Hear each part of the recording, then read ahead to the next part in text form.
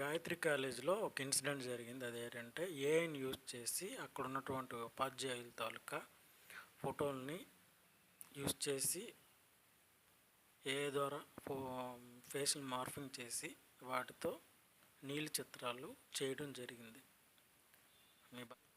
ఒకవేళ ఎలా చేస్తే ఏం చేయాలి, ఏం జరుగుద్ది? అలాంటి చేసేటప్పుడు చట్టం ఒకటి ఉందని గుర్తుపెట్టుకోండి. స్టూడెంట్స్కి ముఖ్యంగా ఈ వీడియో నేను చేస్తాను. స్టూడెంట్స్ కోసం మాత్రమే నేను ఈ వీడియో తయారు చేస్తాను.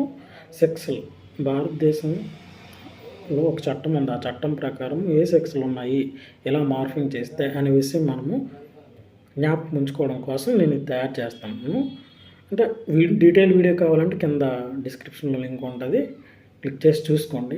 అనుమతి లేకుండా ఒకరి ప్రైవేట్ భాగాలని చూపిస్తే మార్ఫింగ్ చేసి ఒక పర్సన్ తలకు అనుమతి లేకుండా ప్రైవేట్ భాగాలను మీరు మార్ఫింగ్ చేశారనుకోండి, చూపించారనుకోండి, పబ్లిష్ చేశారనుకోండి సోషల్ మీడియాలో 3 ఏళ్ళు జైలు శిక్ష, 2 లక్షలు జరిమానా ఉంటుంది.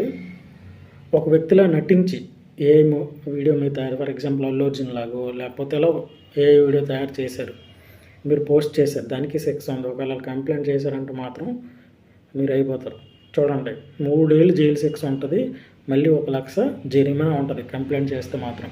నెక్స్ట్, చాలామంది చేతులు దొరలతో ఉంటారు కదా, వాళ్ళు షేర్ చేస్తారు ఒకరి నుండి ఒకరికి వీడియో.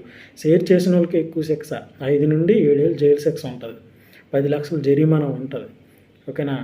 తయారు చేసిన వాడికంటే వీడియోని షేర్ చేసిన వాడికి ఎక్కువ శిక్ష. ఓకేనా? గుర్తుపెట్టుకోండి, 5 నుండి 7 ఏళ్ళు జైలు శిక్ష, 10 లక్షల జరిమానా. కాబట్టి ఇటువంటి వీడియోలు ఎవరు కూడా తయారు చేయకూడదు, షేర్ చేయకూడదు. తయారు చేసిన వాడికంటే షేర్ చేసినటువంటి వాడికే ఎక్కువ శిక్ష. ఈ వీడియో మొత్తం చూడాలంటే కింద లింక్ ఉంది, ఒకసారి దాన్ని క్లిక్ చేయండి.